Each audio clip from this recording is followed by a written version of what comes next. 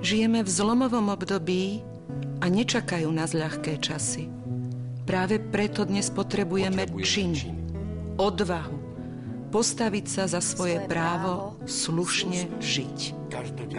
Každodennú odvahu byť lepší má určite v sebe každý z nás, kto chce, aby sme mohli žiť spokojne na vzdelanom, spravodlivom a sebavedomom Slovensku.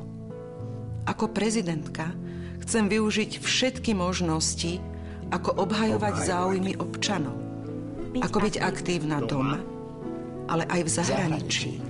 Som pripravená bojovať za všetkých slušných ľudí v tejto krajine. Budem vašou prezidentkou. Spoľahnite sa na mňa. Verím, že spolu to dokážeme. Moja reč.